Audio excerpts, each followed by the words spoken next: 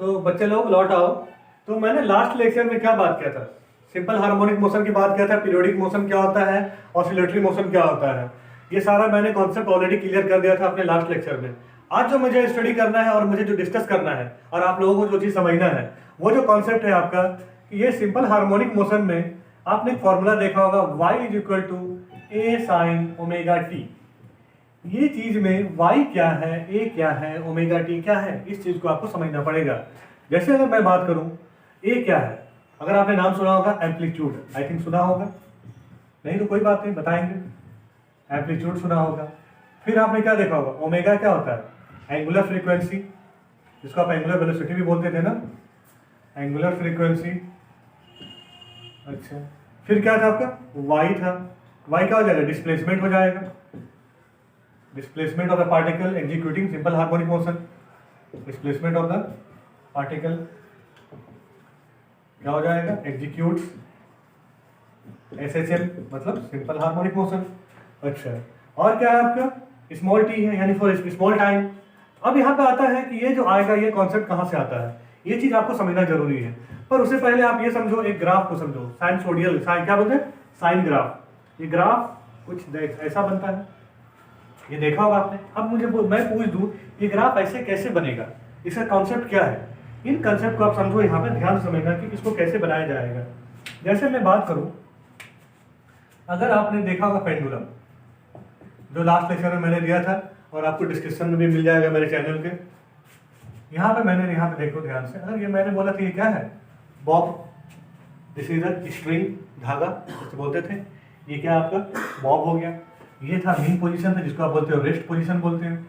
फिर ये आगे क्या आएगा, तो ये आपका क्या बन जाएगा, एक्सट्रीम पोजीशन बन जाएगा, एक्सट्रीम हो जाएगा। तो ये जब मीन से एक्सट्रीम जा रहा है तो ये क्या जा रहा है, फॉरवर्ड डायरेक्शन में जा रहा है। तो इसका जो ग्राफ है, ये चीज आपको मैं समझाना चाह रहा हूँ, ये जो ग्राफ है इसको मैं बना रहा हूँ यहाँ पे। तो मीन से कहाँ तक जा रहा है, एक्सट्रीम तक जा रहा है, यानी यहाँ से यहाँ तक गया। फिर क्या होगा, ये एक्सट्रीम से फिर वापस आएगा, मीन तक आएगा, फिर ये यहाँ तक आया, और फिर ये क्या हो जाएगा, मीन से अगेन ये एक्सट्रीम जाएगा, बैकवर्ड में जाएगा। तो यानी ये यहाँ से यहाँ जा रहा है, फिर एक्सट्रीम से फिर मीन की ओर आएगा, तो ये आपका यहाँ गया। ये this is your complete cycle, यही आपका एक कंप्लीट साइकिल बनता है। ये एक कंसेप्ट होता है, अगर आप नहीं जानते हैं तो जान लीजिए, और पहले से जानते हैं तो बहुत अच्छी बात है। अब यहाँ पर आई थिंक ये क्लियर होगा। और ये दोनों, ये हाफ साइकिल है, यहाँ से यहाँ तक हाफ साइकिल, और ये फुल साइकिल। इसी को मैं लिखता हूँ, ये ओरिजिन हो गया, ये 0, ये बोलो आप 90 डिग्री, ये 180 डिग्री, ये 270 डिग्री, और ये आपका हो जाएगा 360 डिग्री हो जाएगा। आई होप ये वाला क्लियर हुआ होगा। अब आगे देखो, इसी चीज़ को आप कैसे लिख सकते हो इन टर्म्स ऑफ, अगर मुझे रेडियल लिखना पड़े तो मैं लिख सकता हूँ इस तरह से। देखो कैसे लिखेंगे यहाँ पे, तो अगर मैं यहाँ पे लिखा हूँ रेडियन, तो ये क्या हो जाएगा, 0, this is the pi, this is the pi by 2, ये हो जाएगा, और ये हो जाएगा पाई, ये हो जाएगा आपका 3 पाई बाय 2, और ये कितना हो जाएगा 2 पाई। अब ये कैसे होता है, पाई का मतलब क्या है, 22/7 यहाँ पे नहीं है, ना कि 3.14 है। पाई का मतलब होता है रेडियन, यानी equal to pi equal to 180 degree. पढ़ा होगा 10 क्लास में ट्रिग्नोमेट्री में 180 डिग्री होता है, तो हम पाई बाय 2 कितना हो जाएगा, 180/2 हो जाएगा, 90 डिग्री हो जाएगा। 3 पाई बाय 2 कितना हो जाएगा, तो 3 × 90 हो जाएगा, 270 हो जाएगा, और 2 पाई क्या हो जाएगा, 2 × 180, यानी 2 पाई मतलब 2 × 180, ये हो जाएगा आपका 360 डिग्री। यही तो कॉन्सेप्ट है, इसी चीज़ को मैंने बनाया, 0 pi by 2 pi, 3 pi by 2 2 पाई, और इसके बाद फिर क्या होगा, इसका रिपीटेशन होगा। और ये जो ग्राफ है, ये कौन सा ग्राफ है, साइन ग्राफ है, और ये भी आपका क्या है, साइन ग्राफ है। तो मैंने दोनों तरीके से आपको बताया, ठीक है। अब आगे देखो, इसमें थोड़ा और समझो, अच्छा कॉन्सेप्ट सिखा रहा हूँ, सीख लो, बहुत काम देगा फ्यूचर में।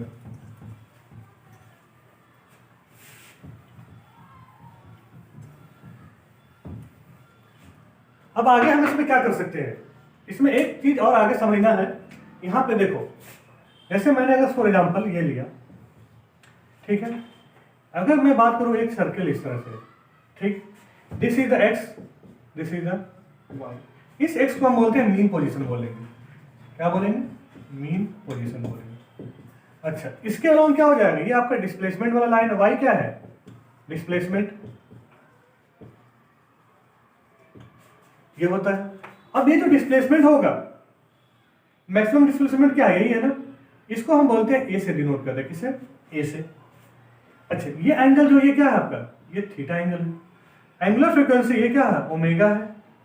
अगर मैं इसकी बात करूं, पहले तो ये समझना है कि थीटा इक्वल टू क्या होगा आपका, ओमेगा टी होता है। पर ये होता कैसे है, मैं बात करूं, ये पूरी साइड जो सर्कल है वो कितनी है, 360 डिग्री है।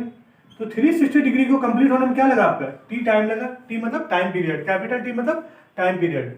टाइम पीरियड होता क्या है, time taken to complete one cycle. एक साइकिल को कंप्लीट होने में जो टाइम लगता है, यानी ये आपका साइकिल है, एक साइकिल को कंप्लीट होने में जो भी टाइम लगता है उसी को हम क्या बोलते हैं, टाइम पीरियड। आपने फॉर्मूला में पढ़ा होगा, time period is equal to 2π/ω।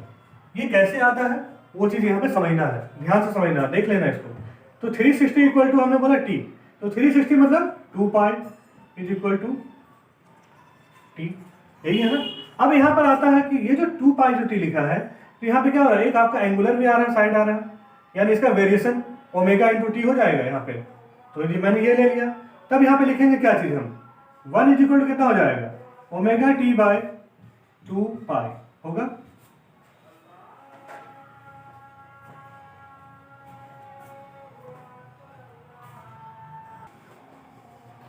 तो मैंने यहाँ पे क्या बताया था, 1, तो ये ओमेगा टी बाई 2π। ये जो ओमेगा ये जो पोर्शन है आपका, इसको हम क्या लिखते थे, स्मॉल टी से लिखते थे। क्यों, कैसे आएगा ये चीज, मैंने बोला थीटा है, कंप्लीट एंगल के लिए आपका क्या था, 2π ओमेगा टी था। तो एक छोटा सा एंगल के लिए क्या हो जाएगा, थीटा हो जाएगा, और ये क्या हो जाएगा, ओमेगा इंटू टी हो जाएगा। यही कॉन्सेप्ट तो था। तो इस चीज को हम क्या लिख सकते हैं, y is equal to a sine theta. और ए साइन थीटा मतलब क्या होगा, थीटा के बदले में आ जाएगा ओमेगा टी आएगा। आई होप यही तो कंसेप्ट था इस, तो ये कंसेप्ट मेरे हिसाब से आपका क्लियर हो गया होगा। स्क्रीनशॉट लेना चाहें तो आप ले सकते हैं।